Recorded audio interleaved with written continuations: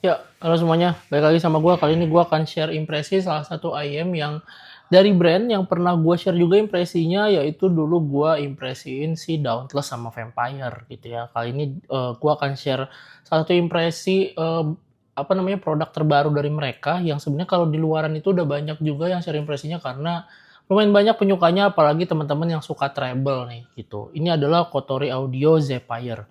Sebelumnya gue terima kasih dulu buat Hobbyverse yang udah minjemin gue ayam ini untuk gue share impresinya secara jujur ya. Jadi kalau bagus gue bilang bagus, kalau jelek gue bilang jelek. Buat teman-teman yang belum tahu, Bang, Hobbyverse apaan sih, Bang? Hobbyverse itu adalah salah satu toko online, dia juga punya toko offline ya di STC Senayan. Itu depannya Senayan City, Jakarta. Lu bisa mampir ke tokonya, lu bisa nyobain barang-barangnya mereka, lu juga bisa beli langsung dari mereka. Dia jual berbagai macam gear audio ya, dari mulai IM, DAP, Eartips, DAC, dan lain-lain. Bisa tanya aja apa aja langsung sama mereka, orangnya baik dan juga barang-barangnya gue bilang ini unik-unik banget nih karena jarang di toko-toko lain yang jual barang-barang kayak mereka. Di sini dia ada jual IM dari mulai si Kotori Audio ini, kemudian ada dari 634 Ears yang gue beli juga, yang gue punya juga, mungkin kalian bisa cek videonya. Jadi lagi-lagi kalau kalian mau tanya pertanyaan, kalian bisa tanya aja langsung di toko online-nya atau bisa datang langsung ke STC Senayan gitu ya. Makasih teman-teman Hobbyverse. Oke, kita akan bahas langsung dari si Kotori Audio Zephyr ini ya. Kita akan bahas dari boxnya dulu. Sebenarnya secara boxnya sendiri ini desainnya ada kaitannya nanti sama si faceplate-nya ya. Ada bentuk-bentuk segi 6 kayak gini, tulisan Zephyr, misalnya Kotori Audio gitu. Ini atas bawahnya cuma tulisan Kotori Audio sama ini tulisannya Zephyr ya, tuh kebalik. Nah, kemudian belakangnya di sini kalau kalian lihat ya ada gambar si siapa tuh? Si IM-nya sendiri, ntar gambarnya kurang lebih kayak gini. Terus kemudian sini ada konfigurasi sama detail spesifikasinya. Dia adalah 1 DD dan 1 BA IM. Kemudian di sini ada dia kabelnya itu 3,5 mm dengan konektor 2 pin. To be honest, gue kurang tahu apakah ada yang 4,4 mm atau ada yang pakai mikrofon juga. Mungkin kalau teman-teman yang tahu kalian bisa ketik di kolom komentar atau kalian bisa googling aja, nanti ada di Google lah. Gue belum nyari soalnya. Sorry ya, maaf ya, Kotori Audio dan Hobbyverse. Oke, langsung aja nih di depannya ada logo Kotori Audio kayak gini, burung kayak gini.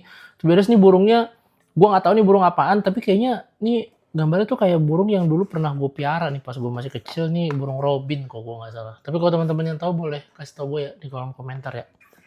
Terus ini dalamnya nih ada kotak case-nya, carrying case-nya. Terus kemudian di sini bisa lo buka kayak gini. Terus ini ada kitab yang nggak akan pernah gue baca. Kemudian di sini lo bisa untuk IM-nya sendiri lo bisa buka baliknya. Ter IM-nya dia ada di sini sama di sini eartips-nya ya. Dia kayak ada eartips case-nya gitu sama beberapa eartips yang dikasih gitu. Sebenarnya untuk IM yang kurang lebih harganya sekitar 2,5 juta kurang dikit ini sebenarnya menurut gue ini udah oke banget secara unboxing. Jadi dia tuh memang nggak kerasa apa ya, nggak kerasa yang benar-benar mewah, yang berlebihan, tapi dia juga nggak kerasa yang cheap-cheap banget atau yang murah-murah, yang kentang-kentang banget gitu. Jadi menurut gue ini cukup bagus untuk value-nya secara dari sisi unboxing aja gitu ya. Jadi menurut gue ini oke banget gitu. Kita akan bahas dulu sekarang langsung ke IM dan perlengkapannya ya. Bentar. Aduh, sorry. Nah ini kita akan bahas dari eartips-nya dulu. Ini eartips-nya ya. Jadi kita dikasih langsung case kayak gini. Ini tulisannya Kotori Audio. Terus dalamnya itu ada 2 jenis eartips. Gue bahas yang pertama dulu. Ini eartips yang bisa dibilang ini payungnya tinggi ke atas ya. Jadi dia nggak lebar, tapi dia tinggi ke atas atau panjang. Ini biasanya kalau lo masukin kuping lo akan kerasa lebih deep lah untuk di kuping lo gitu ya.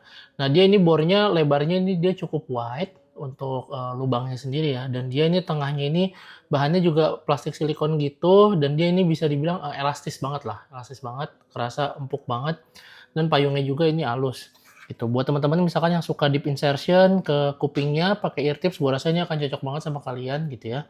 Apalagi kalau kalian ear kanalnya nggak segede gua gitu, jadi gua rasanya akan cocok. Nah cuman di gua pribadi gua lebih pakai yang putih ini karena dia lebih diameternya lebih gede ya secara overall. Terus kemudian walaupun si bornya ini juga bisa dibilang nggak white banget, tapi menurut gue ini udah termasuk cukup lebar lah ya gitu. Nah terus kemudian untuk bornya sendiri ini bahannya masih sama plastik apa namanya plastik silikon gitu, tapi yang ini kerasa lebih kaku pak, kerasa lebih tebel gitu. Jadi menurut gue ini lebih cocok di gue karena lagi-lagi ear kanal gue itu cukup gede lubangnya. Jadi kalau misalkan gue mau pakai IM, gue harus butuh sealing yang bagus yang benar-benar nutup ear kanal gue. Jadi menurut gue lebih cocok pakai yang ini, dan ini adalah yang gue pakai untuk ngetes si IM ini gitu ya. Nah Ini kemudian untuk boxnya sendiri sebenarnya ini boxnya oke banget. Gue suka box IM yang kayak gini ya. Dia boxnya standar aja sebenarnya tapi fungsional sekali. Alasannya karena dia keras, lu nggak usah khawatir IM lu ketekan-tekan di dalam tas ketika lu nyimpen atau apapun. Dan dia nggak gitu mudah kegores juga, jadi ini oke sekali.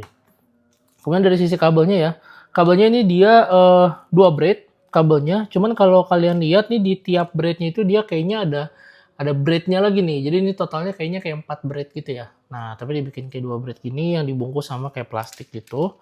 Kemudian di sini konektornya dia 2 pin. Sebenarnya untuk secara desainnya sendiri dia clean banget ya. Dan menurut gue cukup keren gitu, nggak muluk-muluk, nggak aneh-aneh. Jadi cocok lah buat teman-teman yang nggak suka yang agak-agak heboh gitu ya.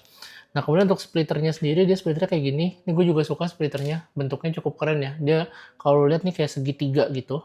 Bagus banget menurut gue, agak-agak unik. Dan dia ini bahannya logam gitu ya. Kayak aluminium atau apapun gitu. Nah, di sini sedangkan nih jacknya, dia jacknya 3,5 mm. Kemudian dia jacknya ini bentuknya L shape ya. Jadi bukan straight down lurus. Dia kabelnya nggak di bawah tapi di samping. Sebenarnya gue selalu bilang kayaknya gue lebih suka yang L shape kayak gini. Karena somehow lebih kerasa aman ketika nyolok di DAP lo, gue nggak tahu kenapa. Terus kemudian kalau untuk feel-nya sendiri, ini sebenarnya kabel plastiknya ini mengingatkan gue sama The Mighty Cable That I Hate from SIMGOT. Itu kabel-kabel entry level SIMGOT tuh yang kayak plastik apa tuh namanya akuarium. Cuman bedanya kalau SIMGOT tuh bener-bener lengket banget pak, bener-bener aduh gue benci banget deh kabelnya. Cuman ini enggak, ini cuma feel-nya aja kayak plastik akuarium, tapi dia nggak nempel-nempel, dia nggak kayak kalau lu gulung lu buka tuh nggak nyusahin gitu ya. Ini masih enak, cuman ya itu mungkin karena memori gue yang gue cukup trauma lah ya sama si kabel SIMGOT yang lengket, jadi agak sedikit ngeselin buat gue. Tapi overall sebenarnya secara mobilitas dan fungsi gue nggak ada masalah sama sekali. Nah kemudian ini adalah si IM-nya. Dia dengan konfigurasi 1DD dan 1BE sebenarnya secara body bisa dibilang ini tebal banget ya. Ini tebalnya mungkin mirip-mirip sama kayak SIMGOT Supermix 4 ya. Tebalnya kurang lebih mirip-mirip kayak gitu.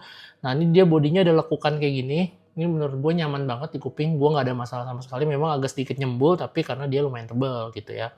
Nah ini nozzle-nya dia sedikit panjang, bisa dibilang bahkan bukan sedikit ya, ini lumayan panjang sebenarnya. Jadi buat teman-teman yang nggak biasa deep insertion ke kupingnya, mungkin kalian harus lebih berhati-hati nyari ear tips yang cocok. Kemudian untuk diameternya sendiri ini menurut gua kecil aja ya, termasuk kecil, ya nggak ada masalah sih buat gua untuk fittingnya sendiri. Nah untuk faceplate-nya nih, kayak tadi gue bilang nih ada segi 6 gitu, mirip-mirip sama kayak depan boxnya. Ini bahannya sebenarnya kayak bukan metal ya, kayak full kayak apa ya, kayak plastik resin gitu. Ini juga plastik. Jadi ini bener-bener kalau kelihatannya kalau kalian lihat di video atau di foto, wah kayak berat nih logam gitu. Enggak pak, ini enteng banget, seenteng-entengnya nih. Jadi bener-bener nyaman sebenarnya ketika lu pakai di kuping lu nggak akan ngerasa keberatan atau apapun sama sekali gitu.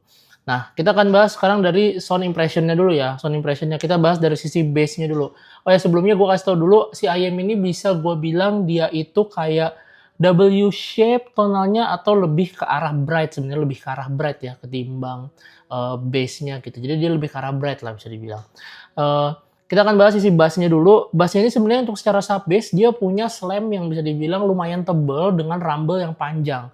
Kemudian posisinya pun juga imersif. Jadi lu ngerasain kalau bisa dibilang ya kayak bang sub bass yang bagus untuk IM rentang harganya 2,5 juta kira-kira apa ya. Nah ini mungkin gue bisa rekomendasiin ini kalau lu benar-benar suka sub bass yang bagus karena dia posisinya bagus sekali di mengungkung semua suara lainnya gitu ya, kerasa imersif banget dengan ketebalan dan rumble yang panjang dan tebal gitu. Jadi menurut gue ini oke sekali untuk dari sisi sub bass.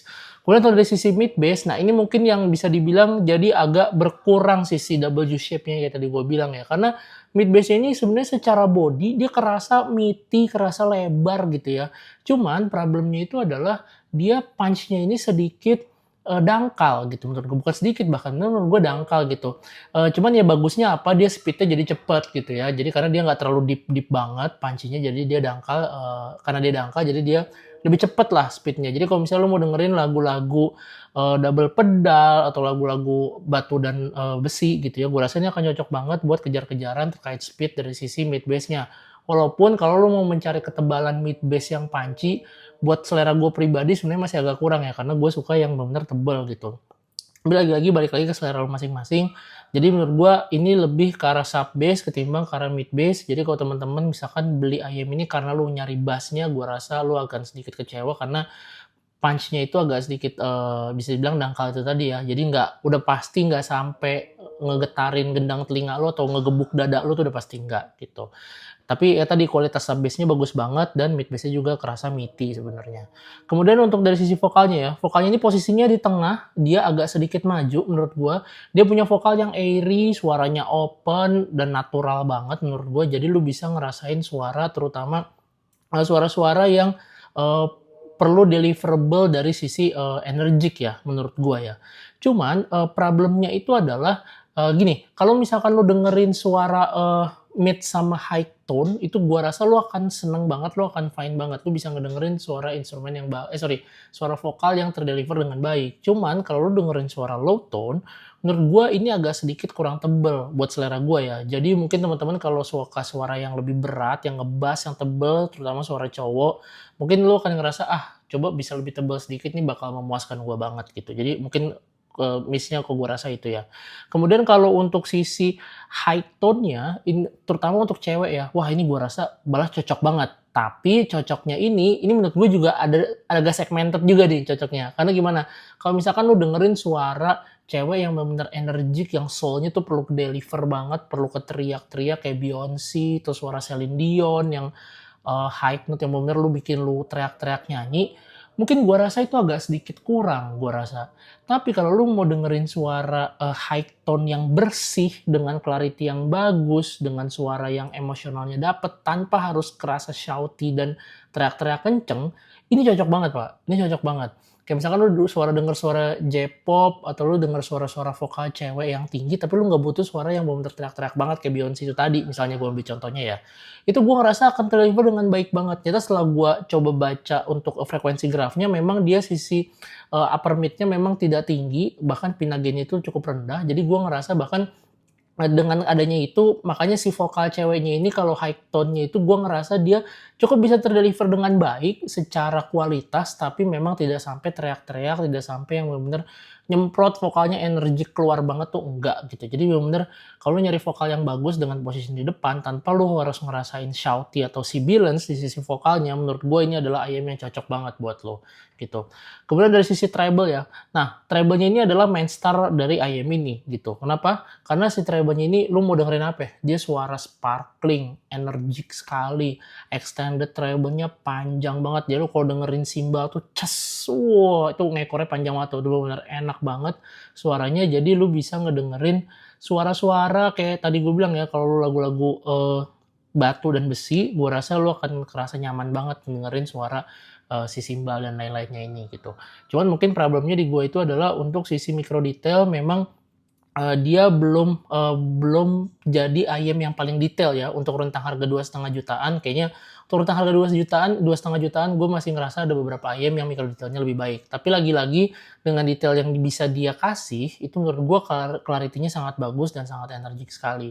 Nah, downside-nya atau minusnya itu adalah lu bisa ngerasain suara-suara yang cukup sibilance gitu. Kayak misalkan tadi suara cymbal crash-nya tadi walaupun panjang, lu agak ngerasa ting-nya itu atau zzz-nya itu tuh agak kerasa agak serasa nyakitin gitu, lumayan pedes gitu ya.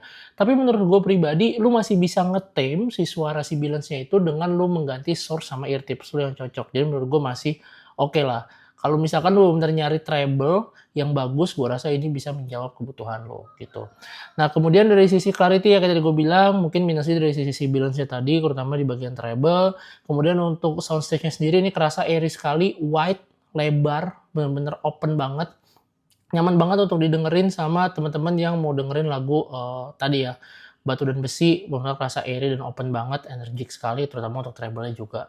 Kemudian untuk sisi imaging, nah sebenarnya untuk 3D imaging-nya menurut gue pas banget, lo bisa ngedengerin suara 3D perputarannya bagus sekali, cuman problemnya itu adalah di bagian positioning suara atau positioning instrumen.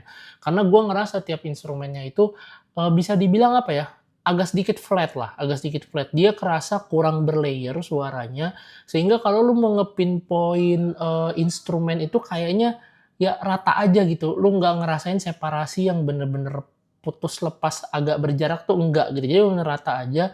Jadi memang dia butuh, bisa dibilang butuh vertikal, sound stage-nya untuk di-improve gitu ya.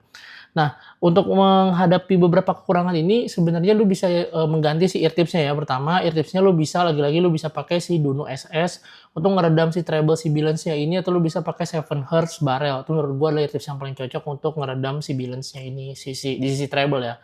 Kemudian untuk dari sisi source-nya sendiri, kalau saran gue lu jangan pakai source yang bright, kalau nggak itu sibilance-nya makin parah banget. Jadi saran gue lu pakai source yang netral aja atau yang sedikit warm, karena menurut gue itu akan lebih ngasih power dari sisi mid bass-nya gitu.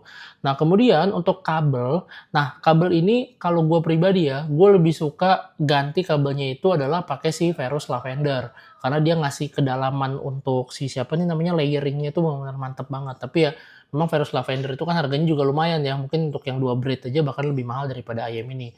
Lu bisa juga ganti pakai kabel VGC Hairs yang warna ungu, itu menurut gue juga dia ngasih layering-nya juga bagus tanpa harus nambah suaranya lebih open. Atau lu juga bisa, kalau saran gue untuk ningkatin clarity-nya dengan separasi yang bagus, yang paling masuk akal buat gue itu adalah lu ganti kabelnya pakai Ferrous Modi X Magni.